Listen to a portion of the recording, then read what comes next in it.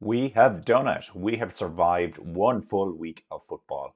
Nearly four matches a day. Well, if you exclude the first day of the World Cup, it was nearly four matches a day.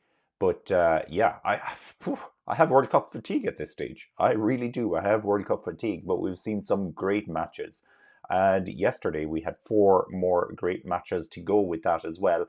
As always, please hit the like button, subscribe to the channel as well, and hit the bell if you want to be notified of future videos. Your support greatly helps the channel.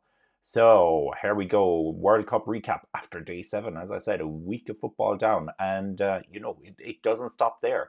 We still have four matches a day for Sunday and Monday as well. Hot topics for discussion today. Australia are still in the mix. We have trouble for Denmark. Argentina shine against Mexico. There's some Serbian controversy. And then a quick look at the upcoming fixtures.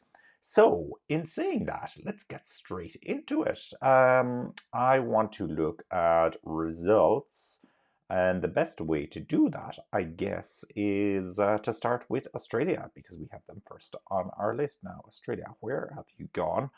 Where have you gone, Australia? Where have you gone? Why can't I find Australia? Of course, they're in France's group. It was the one I had open right in front of me all this time. But let's have a very quick look at that. Just move it slightly. Okay, perfect. So yesterday morning we had Tunisia versus Australia. Quite a tight match actually, but Australia hung in there to get the win. A dramatic 1-0 winner for Australia, and you can see that really elevates them into second position in the table. And it sets things up very nicely for Wednesday at 3 o'clock, where you can see we have Australia versus Denmark, which is basically now going to be a playoff for that last qualifying spot. Australia, theoretically, I guess, could still finish on top of the group, although I'm not sure if it's goal difference or if it's head-to-head. If it's head-to-head, well, they can't, because France have beaten them. But yeah, you can see it's nicely set up. Tunisia still have a chance of also qualifying in second in this group. They just need to beat France. So pretty simple, really. Tunisia have the easiest fixture by far there. No, realistically, it doesn't look good for Tunisia. France, once again, look very good.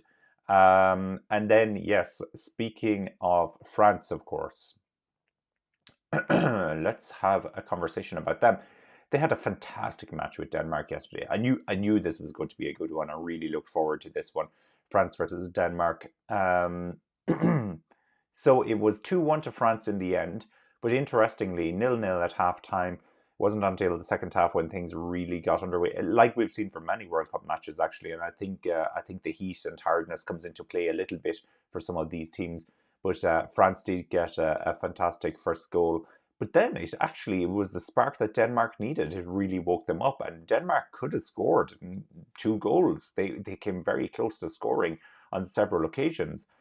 So at one point in time, after Denmark had scored their equaliser, it looked like they were the more likely team to go on and win the match. But of course, come the hour, come the man, Kylian Mbappe stepped up and got the winner for France. So it's 2-1 to France, puts them on top of the group, 6 points. And as we can see, they have now more than likely, well, no, they have definitely qualified for the knockout stages, which is very good. Now, let me see if I can find the stats for that match. So that's not the stats. This is Argentina-Mexico. We'll come back to that. France-Denmark. All right, here are the stats for France and Denmark. Possession, as you can see, very even, 44% for both teams. Of course, the goals and goals conceded, not so even. But then attempts on target or attempts on goal, when you have a look at that, you see it does sway very much towards the French. So the French were probably the better team during that match, certainly in the first half and for the majority of the second half. As I said, Denmark did come to life at one stage during that match, but no, they couldn't follow through. It did have a draw written all over it for a long period in that match, which probably wouldn't have suited either team, if I'm being perfectly honest. It doesn't really change what Denmark need to do at the end of all of this. Okay, that was Denmark. Then, of course, we have our friends in Argentina. Of course, they're not actually in Argentina; they're in Qatar. Here we go. So two matches from that group yesterday, as is normal. I'll move my head out of the way. First up, Poland versus Saudi Arabia. Poland managed to pull off a 2-0 win there despite all the pressure that was coming from Saudi Arabia. Saudi Arabia, yeah, given that they had beaten Argentina in the first match, we were definitely expecting a bit more from Argentina.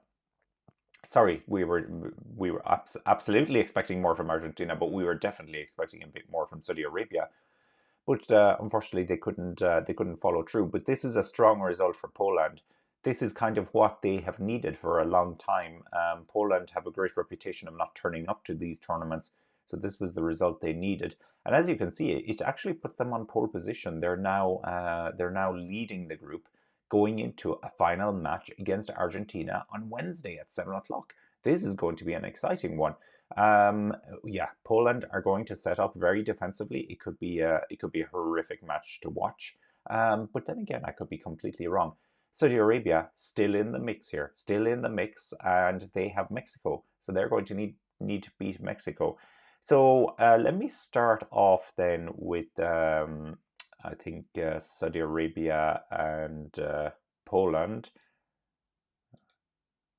No, oh, got there eventually. Got there eventually. So this very much illustrates what I was on about. So you can see the possession stats much higher for Saudi Arabia. So they were controlling the match for the majority. Of course, the goals tell a different story. But attempts on goal 16 versus 8, so double the attempts coming from Saudi Arabia. On target 5 versus 3, almost double that again. Off target, well, off target is off target. Inside the penalty area, very even, and outside the penalty area, an amazing 7 shots to 0 outside the penalty area. But maybe that speaks a little bit more to the desperation of Saudi Arabia, where they were taking shots from outside. And then if we switch over to, not that one, Argentina, Mexico, you can see Argentina were pretty much on top in terms of the stats here, 50% versus 36% on possession. Obviously, 2 goals for Argentina. The attempts on goal as well, not dramatically skewed in favor of Argentina, but they were consistently higher, 5-4 in terms of total. 2-1 for on target, 3-2 for off target. Inside the penalty area, 2-1. Outside the penalty area, 3-3. So quite even. In the first half, Mexico looked very good in the first half. I thought actually Mexico have a chance that they might get something out of this match, but in the second half, it was more the individual brilliance of course, Lionel Messi scoring that very important goal from outside the box as well. We haven't seen too many goals being scored from outside the box in this tournament. So if I can, yeah, just confirm it was Messi that got that in the 64th minute, and then towards the end of the match, more a consolation, as Mexico chased the match. It was Fernandez who came on and scored also a very good goal. So that definitely helps out Argentina, as we can see here. It puts them in second place, but going into a crunch match now against Poland in the final match. And then, as I said, Saudi Arabia will play Mexico potentially for a place in the last 16 as well. And it's any team could actually win this, could come out on top. If Poland and Argentina draw, that would put Poland on 5 points, Argentina on 4 points, and if Saudi Arabia win, that puts Saudi Arabia on 6 points. They can still do it. It's not over for Saudi Arabia just yet. Not at all, at all. So I think we've covered all of the results there. Let's have a look. Yeah, trouble for Denmark, absolutely. What do Denmark need to do now to get out of their group? Maybe I can just bring us back there very quickly, because this is interesting, always looking at the permutations.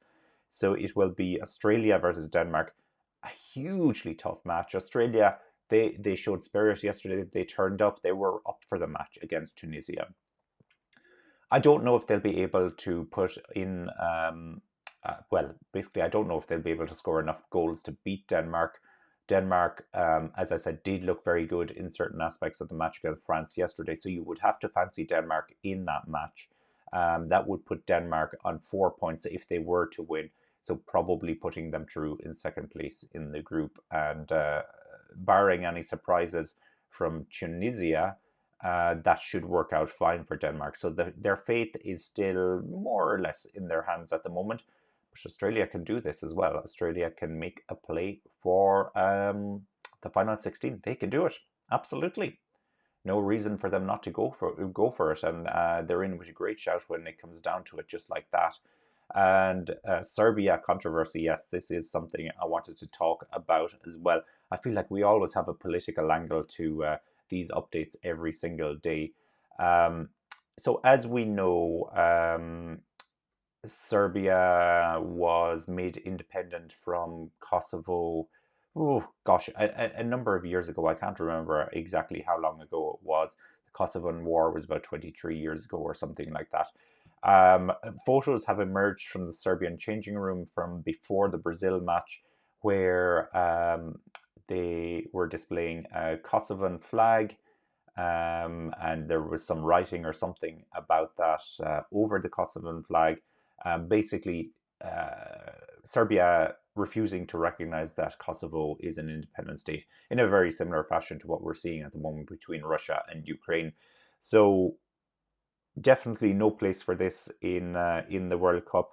This is once again, it's tiring to see all the political games that come into this. Russia have been kicked out of the World Cup for very obvious reasons, but I think they should actually just stamp down on all of this kind of thing absolutely and completely. So I'm expecting very harsh punishment to come Serbia's way for this. I do remember, was it at the last World Cup or the European Championships, where Ukraine had quite a dodgy looking flag or drawing of the country map on their jerseys as well, that included Russian regions or perceived Russian regions. I'm not getting into it, but they really do need to clamp down on this. And this is exactly the type of thing that FIFA need to clamp down on, instead of all this one love and everything else like this, and stop stop sucking up to those people that are paying them all this money to host tournaments. But as I keep saying, that's another story for another day. Rightio. Excuse me. I'm just suffering from a minor cold at the moment.